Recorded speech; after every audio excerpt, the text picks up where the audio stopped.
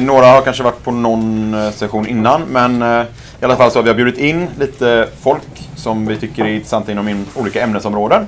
Och nu har vi kommit till att prata om riskkapital och jag vet inte om vi ska få reda på hur man kan sminka grisen eller om det är klär bruden, vilket som är bäst. Vi har investerarna här, så här ska vi inte prata om det. Liksom. Nej, men då ska vi inte, jag vet inte lyssna för mycket på det nog kanske. Vi kanske kommer in på det på något annat sätt. Yes. Men ja, så jag kommer egentligen lämna över ordet så jag får sätta mig ner. Det blir himla bra. Så kan du köra vidare.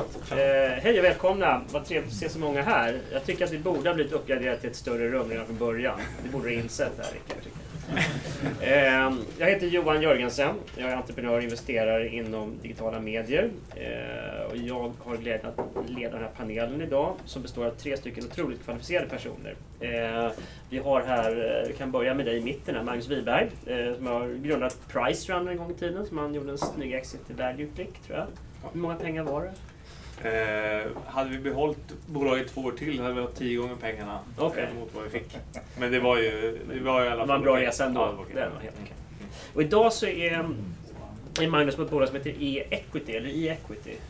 Ja, och, båda funkar och domänen är precis vad ni tror att den är. Och investerar väldigt mycket i e-handel och bland annat i Whiteaway som är väl störst i Norden av bokvaror. Vi är större än 30. Gått om 30, det var en liten milestone. Ja. Bra jobbat. Skoaffären, vad heter den? Footway? Ja, alla investerare vill ju ha en skosajt. Är det så? Ja. Okay. Så du dressade din brud? Eller?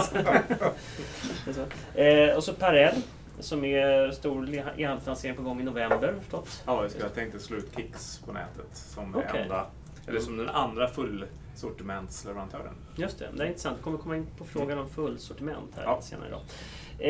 Vi har Peter Brodén längst bort. Peter är väl inofficiellt svensk mästare i investeringar i e-handelsbolag, kan jag inte säga.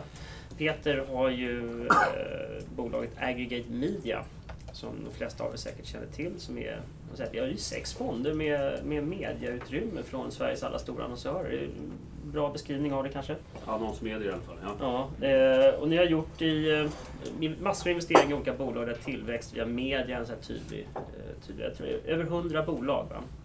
Låter rätt, som har investerat i. Så det är ganska bra tryck i Aggregate Media. Snurrar bolagen väldigt snabbt. Det är så här roligt när man pratar med Peter, så får man säga, det bolaget som investerade i här veckan, så här, nej, det har vi sålt. Så inte bara investering, också kanske svensk mästare i exits när det gäller internetmediabolag. Pontus Dahlström, finansman och entreprenör. Lång erfarenhet internationellt sett från olika typer av investeringssammanhang. Du har ibland tillsammans med en irakisk popstjärna, vet jag, fått i alla fall sign-off på några miljarder kronor i projekt som inte ens blir av. Så han rör sig så här som fisken i vattnet, de här internationella finansmarknaderna.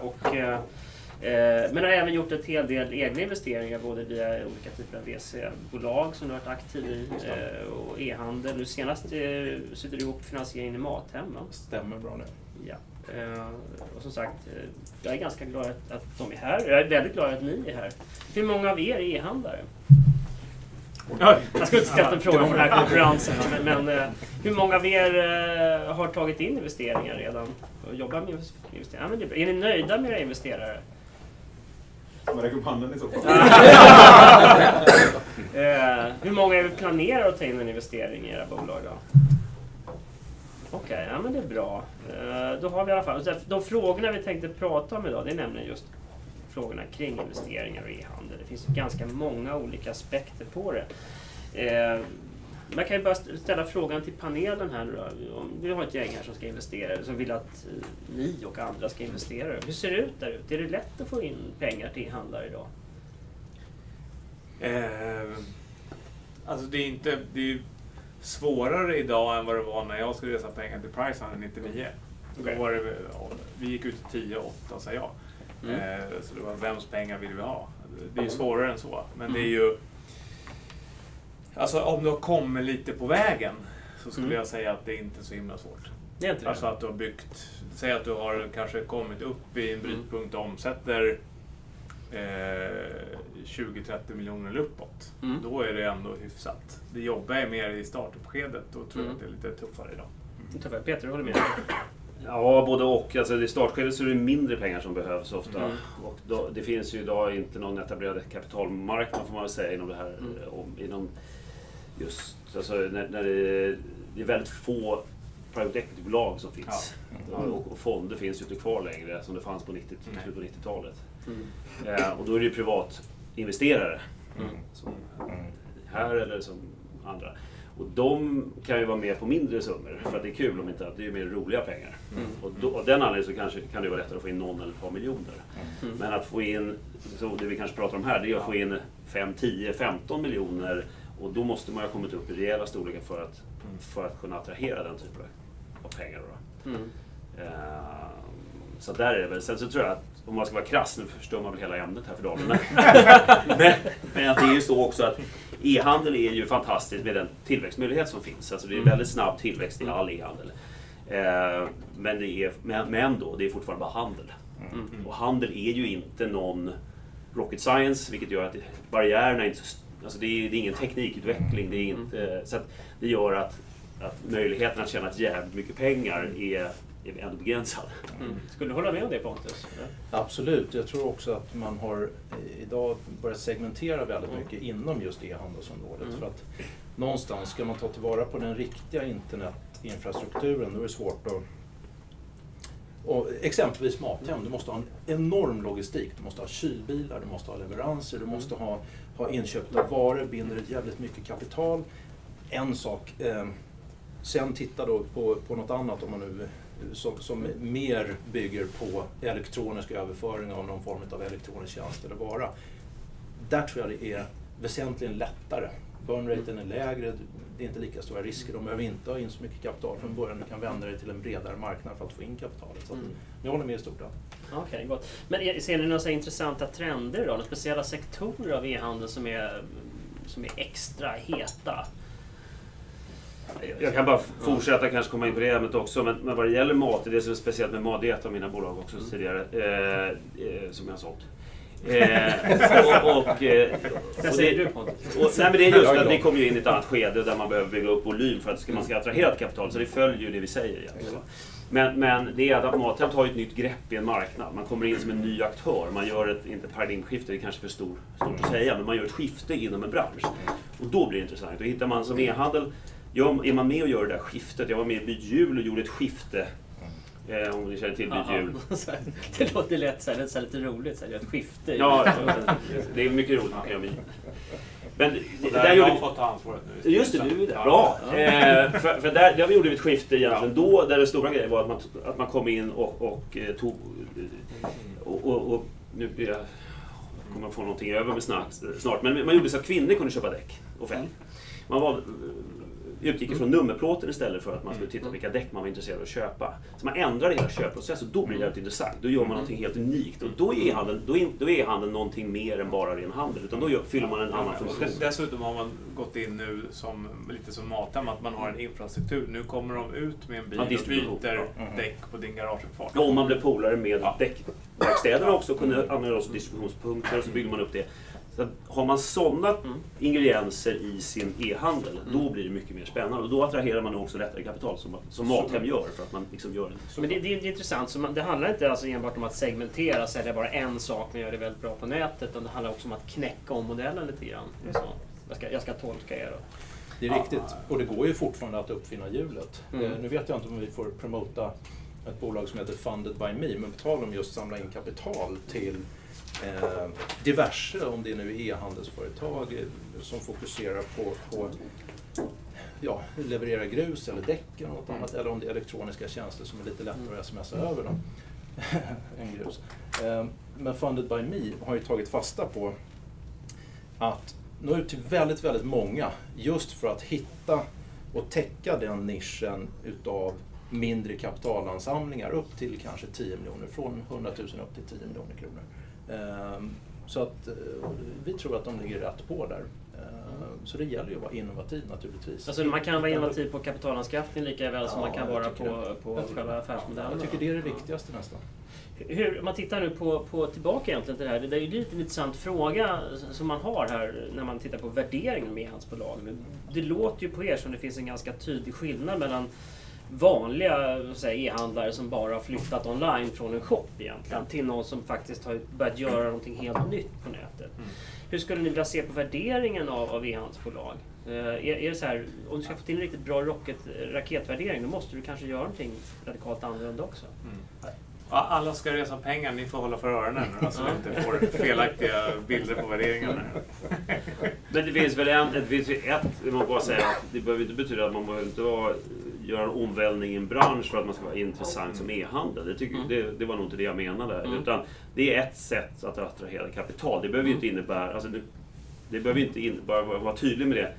Det innebär ju inte att man inte har en väldigt bra affärsmodell och affärsidé och har en verksamhet. Det har ingenting, det är ett annat spår än om man attraherar kapital. Och det är ju bara för att de räknar på sin förräntning på kapitalet.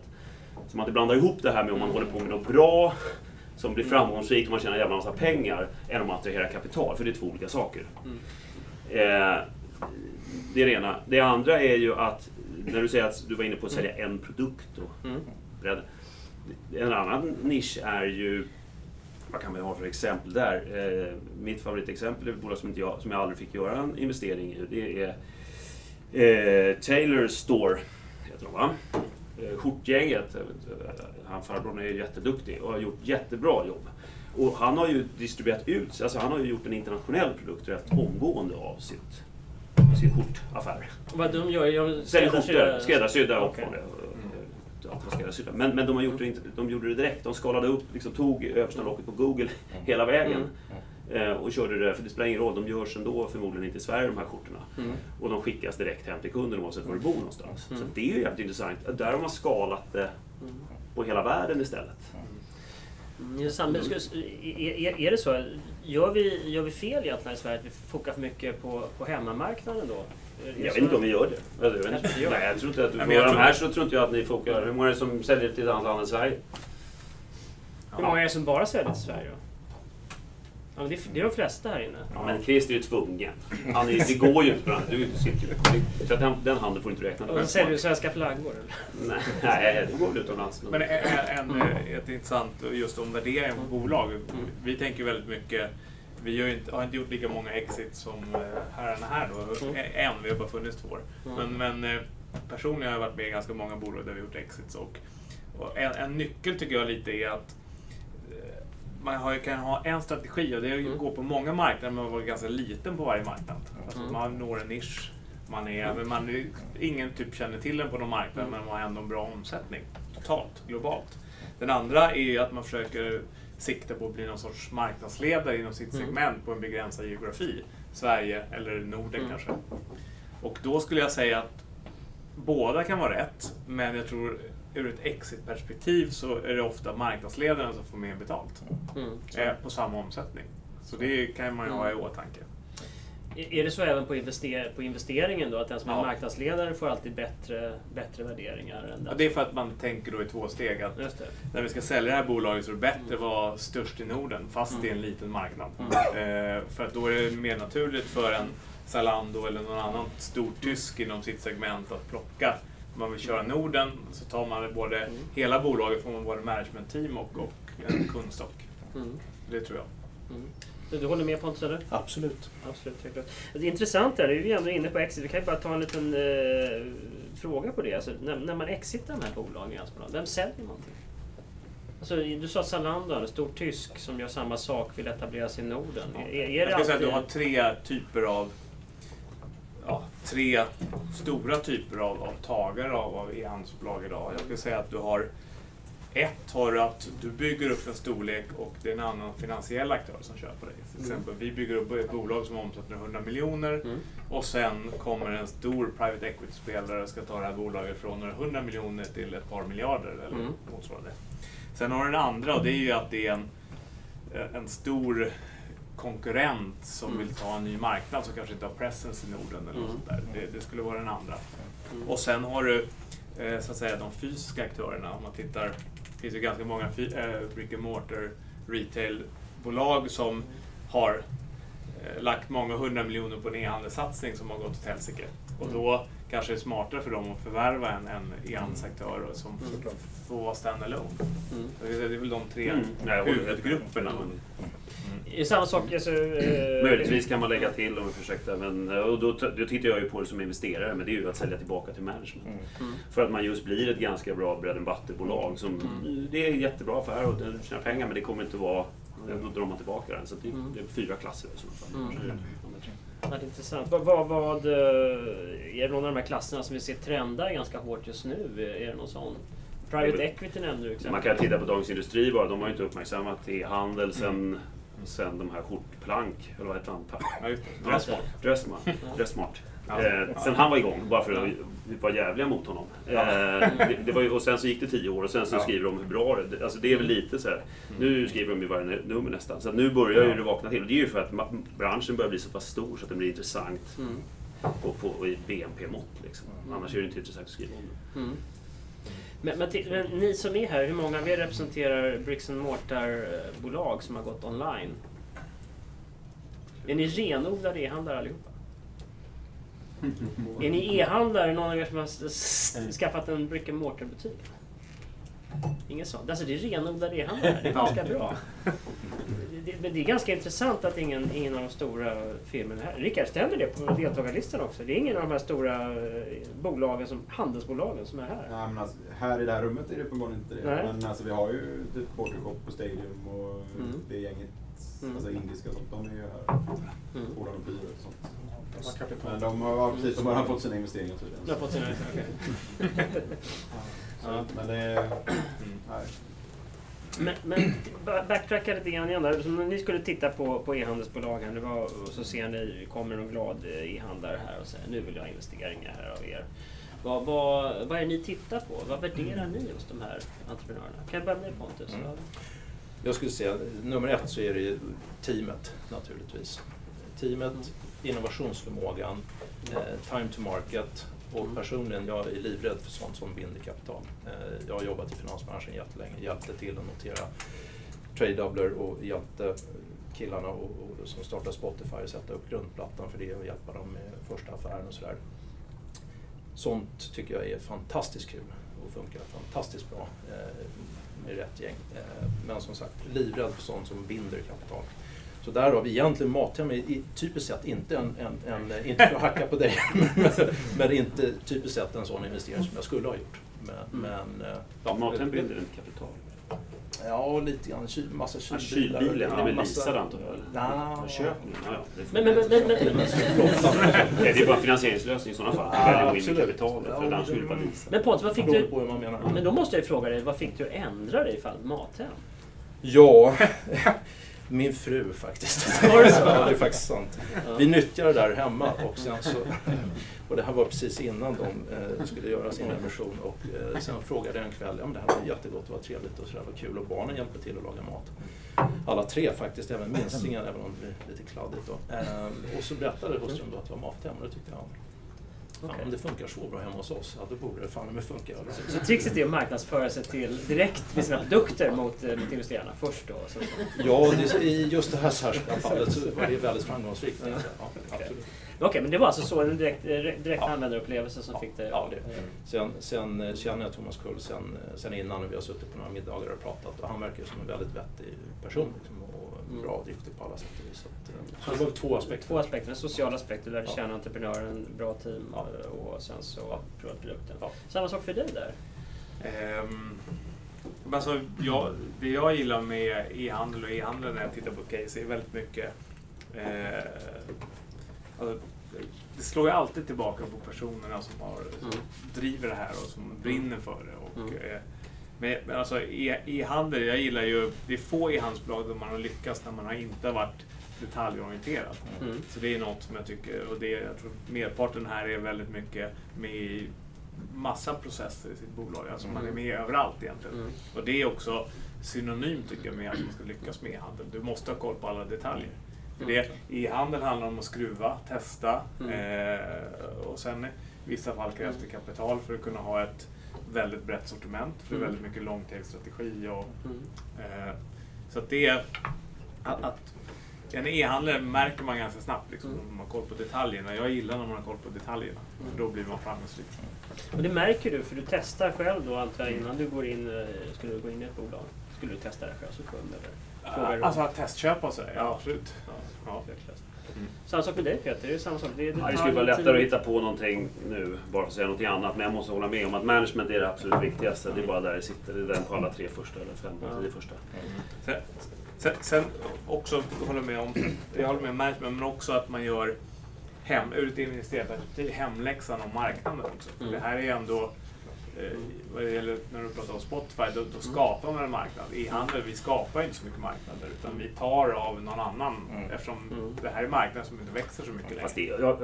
Nu får man leta upp det, men jag sa för några år sedan i alla fall, så sa jag hela tiden att man kan vara rätt risig som management, men ändå lyckas hyfsat bra med e-handel. Liksom. Du har en underliggande trend som är liksom mellan 20 och 100%. Ja, men så är det. Det är därför ni är här. Ja, men det är guldgrävarläge i branschen. Det är bara att gå in och vara där. De första som var inne på lins, alltså svårt är det. Så att, det finns en underliggande. Och den kan vara underliggande bättre i vissa branscher än andra branscher för att det finns momentum i dem. Ja. Men därför kan jag känna att man kan ha den branschförutsättningen, alltså att det finns där, men det är ju underordnat att det är någon som är där. När vi har suttit i bolag som har varit ett risigt management men som har gått fantastiskt bra, beroende på att man har haft en jävligt bra, man kommit in i marknaden precis rätt. Men det är väldigt sällan man har precis en riktigt bra management och det inte lyckas. Det är väldigt sällan det. Så att management blir alltid helt överlägset. Men det är en intressant fråga, för du är inne på det här. Då har vi har ett bra management-team då, och sen så har vi den här växande marknaden då. Är det något av de här segmenten av den här marknaden som du skulle titta extra noga på när det finns ett bra team? Naturligtvis. Men det säger vi inte nu här. Nej. Det finns en hemlighet här med andra ord. Nej, men det är väl de alltså det är bara att tänka vilka marknader, dels som har förutsättningar för. Ska man inte säga något generellt om jag ska säga något, så är ju business to business fortfarande, och det är ju en gammal skröna sedan några år tillbaka, att den är ganska eftersatt på internethandeln. Så är det ju. För det är lite intressant, för att nu är ju, vad man ser nu är att många så att säga, serieentreprenörer inom e-handel börjar göra sin andra eller sitt tredje projekt idag. Och det är ju jäkligt spännande, tycker jag. Att du har den här skosajten, vi har investerat i det, Daniel Myrback som startar Lensway inom. Så det är därför det heter Way på slutet. Jaha. Men alltså, så att jag menar, du ser väldigt mycket e-handelsentreprenörer som nu har startat sitt andra eller sitt tredje case. Det tycker jag är jättespännande. Men inte så, en annan fråga i sammanhanget. Vi har ett bra management-team. Det befinner sig i en av de här marknaderna som är hemliga, men som boomar, exempelvis business to business. Och sen så kommer man där. Vad ska det mer man ska prestera? Ska man prestera så här kontinuerliga tillväxtsiffror över ett tag? Eller ska man presentera marginaler eller en trovärdighet att man kan ta en marknad? The trend is your friend. Jo, men herregud, hur många gånger, alltså vad är det som gör att du inte har en bättre månad än föregående inom e-handeln? Alltså det är ju rätt svårt. Säsongsvariation kanske. Ja, det skulle vara det möjligtvis då, att du säljer vinterdäck. Men liksom, annars är det ju uppåtgående, utgår ifrån. Eftersom det finns ju, den ligger ju där hela tiden. Jo, men uppåtgående, så här, nu vill jag att du kvantifierar här, så hur många procent är det per månad? Måste man komma över någon viss gräns? Det ska vara 10% eller vad är det? Mellan 50 och 100% per år ska du ha i tillväxt. Du ska i alla fall om man bara ska säga, ranka på rimligt bra liksom. Men jag kan ge ett exempel. Jag var med och drog igång ett annat bolag för några år sedan som heter Holiday Phone, som säljer simkort när man åker utomlands. Och då skulle vi resa pengar till det här bolaget, och då gjorde vi en superproffsigt investerarmemorandum som var så här tjockt, och det var liksom marknadsdata hit och dit och allting. Finansiella modellen var så avancerad och stor, gick inte att öppna nästan den här Excel-filen, för det var så mycket data i den här. Och sen skickade vi ut den här brett och jätteproffsigt till många, 20 pers. Och sen kontaktade de här 20. Jag tänkte bara höra om det liksom, känns det här intressant att komma, ska vi köra en dragning?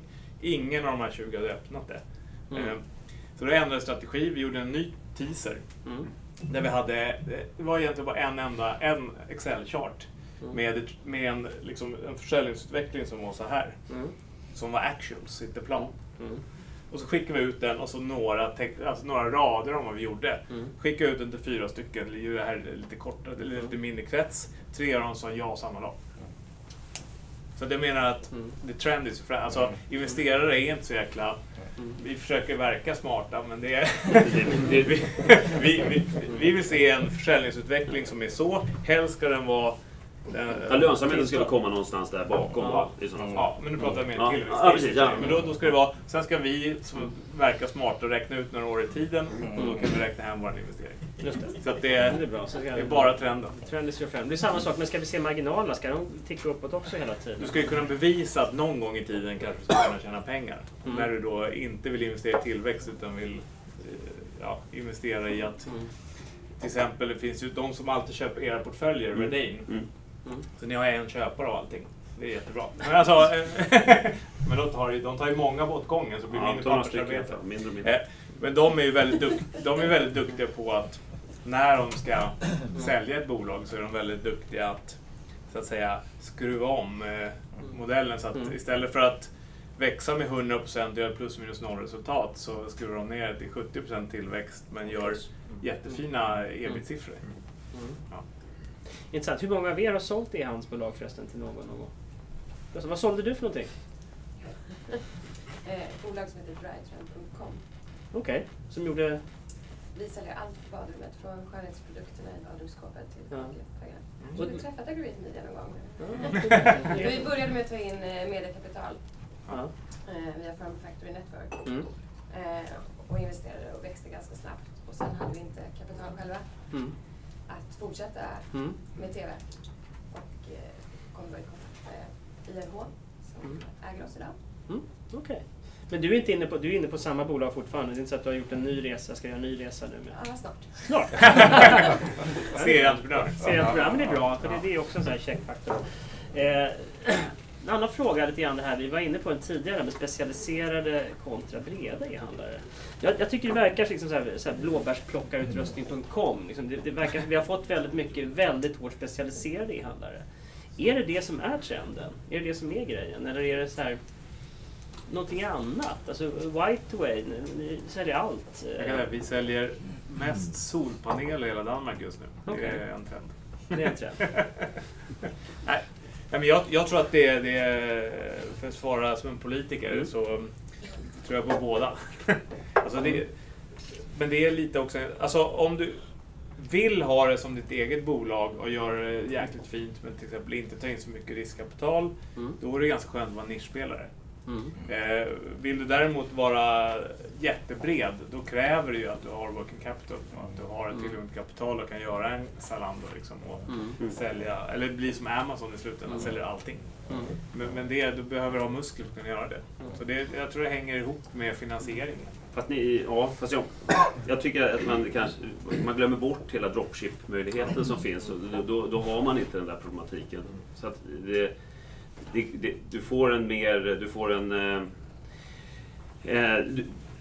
alla branscher börjar öppna upp sig för e-handeln när det blir en större andel av den totala handeln. Och det öppnar upp dropship-möjligheterna, vilket har varit stängda i många branscher och fortfarande stängda i många för att de är rädda. Och när den släpper, då kommer det att bli små affiliate-sajter egentligen som säljer varan åt olika producenter. Och då kommer man inte att ha lagerbindningskostnader och inte ha den. Då kommer du ha marknadsföringskostnader alternativt att du är bättre på optimering på digitala medier. Fast dropshippen är ju inte alltid konsumentvänliga.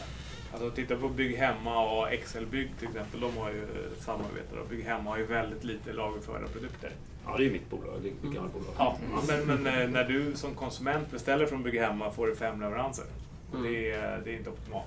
Nej, fast om du tittar... Nej, det är optimalt möjligtvis, men alltså, det spelar inte så jävla stor roll egentligen. För det har att göra med hur du får ut varan. Du skänker med och droppar grejerna hemma hos dig utan påskrift. Då tar du bort det, det är ingen som går förbi och tar liksom 10 fönster. Sen har det finns ju en annan anledning varför lager också kan vara bra ibland. Även om det är absolut. Det är ju, bara komma tillbaka till vitvaror till exempel, det var lite insyn. När vi köper en lastbil med kylskåp av samma märke, det gör ungefär 57% på marginalen. Ja, herregud, det är helt... Och då är det ändå på en grundprodukt som kanske har 20% marginal. Så jag menar, det är nästan som AO. Alltså, det är förutsättning till den branschen. Ja. Så det är nog väldigt branschspecifikt. Hur många av er sysslar med så här enprodukts e-handel? Hur många enproduktshandel. Vad gör du för någonting? Jag har en sajt bland annat som heter iPhone-plånbok där vi bara säljer iPhone-plånböcker. Okej. Och så markladdare också på markladdare.se, så är det bara markladdare. Okej. Men då är köpprocessen så här skitenkel? Ja, det är bara en köpknapp. Det är en produktsida kan man säga. Ja. Och lite YouTube-likes. Så landing pages? Ja, som film som beskriver produkten väldigt tydligt. Går det bra? Ja, alltså det är små nischer vi i Sverige så det är hög konvertering men det är inte så mycket. Men hur tänker du då när du tänker e-handel? Är det så att du ska ha, nu har du 2 stycken, så här Mac-laddare och e-handel, iPhone-plånbok. Ska du ha liksom 100 sådana här sen, eller hur funkar det? Ja, alltså det kommer vi nog ha, men det är, behöver inte satsa lika mycket på marknadsföring eftersom det är nyckelord för Google så att det är rätt lätt att komma efter på de orden då. Men antalet, det är mest så här, istället för att ha vissa satellitsajter så har vi shoppar på. Det var någon här borta också, det var du som kör? Vi har en sajt, 2 e-butiker har vi. Ja. Och en e-butik är ju helt på en produkt av snökedjor. Jaha. Till ATV, fyrhjulingar, skogsmaskiner och traktorer då. Okej. Så man har bara snökedjor, ingenting annat. Och bara till såna... Ja. Man har typ 2 produkter till, så skriver man snökedjor på Google och så ska du komma topp 1, 2, 3. Okej. Jämt, och det gör vi alltid. Så Och hur svårt var det att optimera för snökedjor på Google? Det var inte så svårt. Domänen heter ju snökedja.nu och alla ord i hela e-butiken börjar på snökedja. Så det var ganska enkelt om andra ord. Ja, och det funkar bra. Jag hoppas det blir bra vinter nu. Och du har ingen... har du då lager själv då, eller har du samarbetspartner? Vi lanserade sajten förra året i november och det sköt vi på genom månad. Sålde för några 100 000 lägg faktiskt. Och det var en bra vinter. Och nu... Har du lager då? Hur funkar det? Vi har inte optimerat på vår sajt, så nu har vi 1 år helt optimerad ännu mer. Så i år så kommer det nog ännu bättre. Men har du ett eget lager då, eller jobbar du? Nej, vi dropshippar igen. Okej. Får jag fråga vad du omsätter? På den sajten så omsätter vi 500 000 på 3 månader. Helt nystartad. Ja. Och det är ganska automatiserat om andra ord. Vad sa du? Jo, det är ganska automatiserat. Ja, det är det. Men det funkar. Det är bra. Några stycken till. till. Det var lite växtverk, det var 1000 försvann faktiskt ett tag sedan. Man blir lite glad att det lättare gick på siktet här. Ja. Men nu är vi ännu mer förberedda för. Så det är kul här. Ja. Och ni övriga, ni kör alltså då olika typer av produkter? Allt från tandborstar till tegelstenar. Är det så? Ja, men menar du alltså nu är det här, alltså, det här är ju väldigt där. sen så kan jag ha det bredare sträckningen, man brukar bygga ett brand. Det skulle ju vara som ungefär som du höll på med så här, kylskåp.nu eller och spis.nu och men du har ju ändå i Whiteaway har ni ganska brett sortiment. Ja. Men jag som riskkapitalist så gillar jag modeller där som är lite kapitalkrävande. För det är ju ett bra, eller också som jobbar med så att säga, ett väldigt brett produktsortiment och gärna där man får en fördel av att ha lager. Lager är bra i min värld. Där ska man ju snurra det ganska ofta. Ja, men lager är ju bra, för det är ju en barriär för att ta sig in i marknaden. Så där har man ju fördel av det. Så det är ju just en stor tröskel. Då blir det värt mer. Är det någonting som ni tycker idag är underutnyttjat? Ni har ju otroligt mycket erfarenhet av e-handel. Är det någonting som man som e-handlare idag inte utnyttjar fullt ut? Någonting man är dålig på generellt sett? Så här. Ja, alltså jag tror en utmaning som alla e-handlare, alla här inne och även mina bolag har, det är ju, jag tror att vad är det man säger, att det är 20% av besökarna som är smartphones och tablets idag. Och man tror att det kan bli till och med kanske 50% nästa år. Och det är ju en jätteutmaning för alla e-handlare. Och dessutom en liten fara om det är så att det öppnar för konkurrens, liksom att någon är helt nischad på att bara sälja via smartphones. Men gör en jäkligt fint flöde för det. Det tror jag man ska tänka på. Och det är underutnyttjat. Du håller med? Ja, jag håller med. Det är precis, jag stod och funderade på om det är underutnyttjat eller om det är någonting som kommer som man kan se kommer att vara underutnyttjat. För det har ju gått väldigt fort den där utvecklingen. Det har ju bara gått på nästan ett år den där. Från att Man mätte knappt av hur många som, nu frågar alla efter hur mycket som går via mobilen. Ja. Och någonting som är underutvecklat tycker jag är så tråkigt som sälja mot befintliga kunder. Alltså jobba med det. Man har en kundakquisitionskostnad via Google som är ändå ofta relativt hög. Och att man då är bättre, eller det är för de bolag som jag har varit delaktig i, så tycker jag alltid man får tjata om att liksom bara bearbeta sina befintliga kunder mycket mer. På ett bra sätt. Det får inte bli någon spam-historia av det, utan man får göra det på ett bra och intelligent sätt. Ja. Något annat jag tycker också, där jag hoppas att jag ser mer, det är ju också att e-handeln på typ börsen och motsvarande. Alltså, det är också som en liten symbios, för att börsen behöver e-handelsbolag för att det är tillväxtbolag. Annars för börs, det är, fan köper aktier. Hur många köper aktier här privat? Ja, det var ganska få. Hade du frågat för 5 år sedan hade många fler godkända. Och det är för att det finns inget skojigt att investera i. Alltså som privatsparare. Och jag tror att där kan e-handeln hjälpa till, för att det finns inga andra bolag som växer med 50-100% per år. Så jag tror att och där, nu ska det bli spännande att se vad Sporta Mål då, som är första listningen. Men liksom, jag tror att det det kan ju lösa kapitalproblem. Men det är intressant. Nu måste jag nästan fråga dig, Pontus, du som håller på att jobba väldigt mycket med Funded by Me i det här fallet då. Där pratar man mycket med Funded by Me om själva, alltså storyn som man köper när man investerar. Man investerar kanske inte primärt på kapital eller slänger in pengar eller något som man kan få kapital från. Det är mycket storyn. Ja, det är mycket storyn. Bragging rights är ju en stor del i det också. Feelgood-faktorn är inte heller beroende på lite grann sådär. Men jag skulle tro att det är en viss skillnad, för du talar om noterade företag, att folk ska investera sina pengar där på mer basis av att jag vill ha en kraftig return på 12 månader.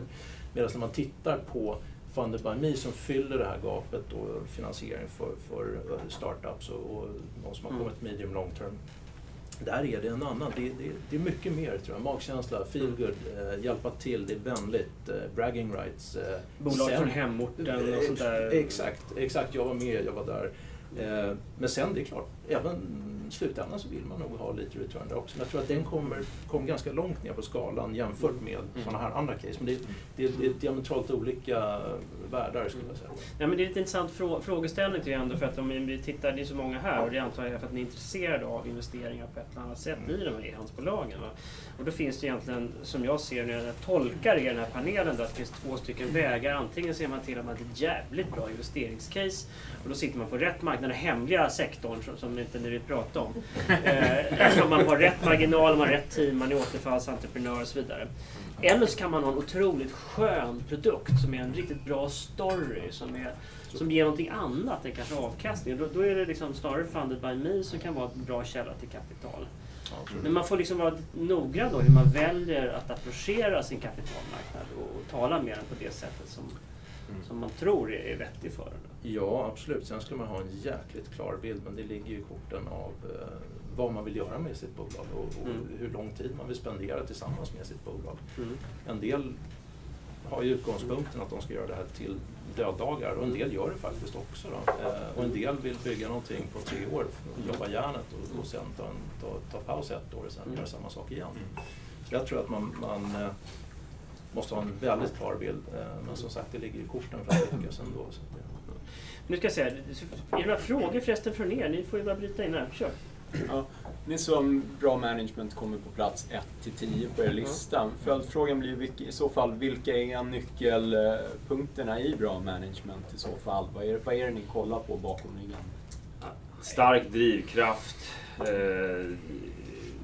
kunna gå ner i detaljerna samtidigt som man klarar av att se vad bolaget ska ta vägen någonstans, så att det går från en liten till en stor aktör. Det behöver inte betyda att man ska vara med hela vägen själv, man ska kunna se det, man ska forma bolaget därifrån från början. Men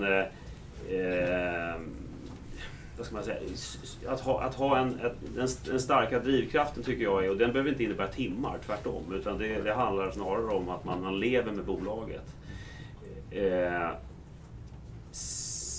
Jag skulle också säga att det finns ett sätt att liksom lite eliminera, alltså istället för att man gör en personbedömning av management, så är det mycket enklare för oss att se att man helt enkelt bara visar, det här har jag gjort. Och jag kan alla processer i det här. Absolut. Det är det enklaste. Detaljkunskap och och så ser man liksom en fin utveckling. Sen också en sak som jag tittar på, det går ju ihop med precis det ni säger. Det var någon som en gång sa att det är jävligt mycket lättare att försöka tygla en häst än att sparka liv i en död. Och applicerat på rätt sätt, så om ni förstår vad jag menar, så det är nog A och O. Drivkraft, viktigare det ska vara så att man måste tygla personen på rätt sätt. Det ska finnas energi för mycket. För jag bara dra baksidan av ibland att vara för hands-on och för det finns ju another side of the coin liksom, och det är att ha för mycket drivkraft och för att vara för involverad själv. Det är också att man kanske inte skalar businessen på det sättet man vill, utan är det för mycket enmansföretag så finns det som investerare också en väldigt risk i att gå in i det här bolaget, och då är det tryggare som investerare om man har börjat släppa mycket ansvarsområden till ett annat management eller till ett middle management som tar över. För då känns det tryggare för oss investerare att gå in än om att allting hänger på bara dig. Liksom. Någon fråga här inne? Ni pratar om att man kan resa pengar, det är lättare att resa pengar om man är på nickar på 10-20 miljoner. Men liksom alla stora bolag har ju en gång varit små. Ja. Och det här intervallet då vi pratar om fram till 10 miljoner. Ni får ju bättre betalt om man går in tidigare. Absolut. Hur resonerar ni där? För att, jag tror bara att ofta väger vi så att säga att du har absolut, det är mycket enklare för oss sannolikt att komma överens om en värdering som är lägre, som gör att i slutändan gör vi en bättre affär om man kommer in så pass tidigt. Samtidigt försöker vi alltid tänka och balansera det med en risk. För om man tittar också historiskt, inte e-handel kanske, men många andra branscher, är att de som man når en brytpunkt där många har stannat också. För att det kan vara så att för entreprenören och grundaren själv är det ganska schysst att bygga upp ett bolag på 20 miljoner omsättning, kanske tjäna 3 miljoner varje år. Det är ju mycket bättre än att vara anställd. Och så tar man ut 3 miljoner om året i utdelning, det är jättetrevligt. Men om drivkraften där tar slut eller att man inte klarar av att skala det mer, då är det ju en fara om vi hade gått in när du omsatte 10 och vi bara tog det bara till 20. Och då kanske vi i bästa fall har dubbla våra pengar. Absolut. Jag gillar ju personligen konvertibler. Jättehärligt instrument. Så länge det finns någon form av grundläggande omsättning i bolaget, man kan se liksom att det är helt rent och inget lik i bagaget, så en konvertibel är en bra deal för båda parter, både för investeraren och för bolaget. Och det kanske lämpar sig väldigt väl. Nej, jag tar tillbaka det, jag höll på att säga för mindre runder, men jag tar tillbaka det. Jag tycker att det lämpar sig väl beroende på casen. Rätt case, konvertibel lösning, superbra för alla parter. Det vill säga att? Det vill säga att man i praktiken lånar ut pengar till företaget, får en årlig ränta och sen har du rätt att konvertera till aktier på en viss given nivå då, efter x antal år. Eller så kan du ha en steg. Det där kan man göra hur enkelt eller hur komplicerat som man vill. Men det egentligen handlar om utlåning garanterat utav företaget, och som konvertibelinnehavare så är det prioriterat fordringsägare också. Det är gott. Några fler? Sista frågor. Vart ska man vända sig om man har kommit till det steget? Man ligger på 12, 13, 14 miljoner och 10% ebit kanske. Men man växer för fort så att man hinner inte få in kapital och köpa varor. Nej, exakt. Vad är det är det banken? Banken är ju, i alla fall min erfarenhet av bank för e-handel är att de är lite svårflörtade. Det var någon dialekt där, hörde jag. Ja, men vi har banken med oss. Du har en bra bank. Så vi bygger checkkredit, men vi köper ju våra grejer på hösten och ska sälja under hela vintern. Banken är bra. Jag brukar tala med varm för leverantörskrediter. Ja, men det är svårt att få mer än 90 dagar i varje fall. Ja, det beror på vilka relationer du har och vad du ger dem mot andra sidan. Du kan jobba, och sen kan du jobba med andra. Jag kan ju inte din verksamhet, så jag kan inte säga, men annars kan du jobba med kundkrediter åt andra håll. Eller kundfinansiering åt andra håll. Men då har ju de två att jobba med. Sen har du ju lån däremellan då. Och då kan du jobba med konvertibel, är ju ett instrument, men du kan jobba också med rena lån mot privatpersoner. Även om den marknaden inte är lika utbyggd. Men den finns ju. Jag har själv ställt ut privata lån till små e-handlare. Ja, för jag ser ju att banken, det finns ju en viss gräns för banken att vara med. Så om ett år så kanske det är problem för mig att få in kapital. Det blir det för att de går ju åt ett annat håll än vad du gör. Du expanderar och de försöker dra ner det där lite grann. Så att någonstans närmaste 24 månader så kan det nog vara lite tajt då. Fast jag satt med igår när han som växer kraftigt och han har ju precis tvärtom. Han säger också att banken följer ju med lättare för att risken minskar ju säkrare och stabilare historik du har i din verksamhet. Desto mer får banken ta risk på din verksamhet. Så jag skulle nog säga kanske tvärtom där att de kan följa med dig. Och jag har jättebra erfarenheter från regionala banker ute i landet snarare än Stockholmsbanker. Jag tänkte just fråga, är det sparbankerna man går till helst? Sparbankerna finns ju, jag tror det är enskilda kontor, det är privat, de känner, de vet vem du är. Då har man en helt annan säkerhet liksom. Så att där tycker jag, titta på det här kapitalsidan, kan jag väl stå och säga kanske. Men man får vara försiktig också vilka man tar i båten. På kapitalsidan. Det jag känner. Ja, jag tror inte de fara med de här två herrarna. Men det finns ju andra som är bara som inte tittar på verksamheten. Då skulle de inte ha varit här. Men som är helt okänsliga kring verksamheten. Nej, för jag skulle inte bara vilja ha pengar, jag skulle vilja ha något annat. Men då skulle du inte gå till någon av oss tre om du vill ha pengar eller media i det här fallet. Utan då finns det de som bara håller på med det. Så. Ja. Vi kommer få tacka där. Vi får bryta där. Vi kan ta frågan sen efteråt. Men supertack för att ni kom hit. Och vill man prata med så kommer en del av er i alla fall vara kvar en liten stund. Några är kvar ikväll också. Och sen så kan man även besöka ditt event Internet Discovery Day. Just prata mer om de här frågorna som är nu någon gång i oktober. Den 22 oktober då kör vi Internet Discovery Day. Då är det faktiskt en mötesplats för folk som vill företagare som vill möta investerare. Då får alla företagare som vill ställa ut gratis på Stockholm Waterfront från klockan 13 och framåt. Så drar vi dit investerare. Jag tror att det kommer 500-600 besökare ungefär. Typ alla investerare är där. Så att det är ett ganska bra sätt att exponera sig på. Men ni får skynda er. Gå in på Facebook-sidan. För vi har 110 anmälda bolag och det finns 115 fysiska platser. Det är 5 platser kvar. Perfekt. Och vi var ju många här fick en känga här att det var så himla enkelt att driva e-handel och sådär. Så att vi kanske utmanar er till nästa år att ni kan starta upp någon egen verksamhet. Och sådär, för det är så jävla enkelt med Men supertack för att ni kom hit. Så jag tycker vi ger en applåd för de här herrarna. Och så får ni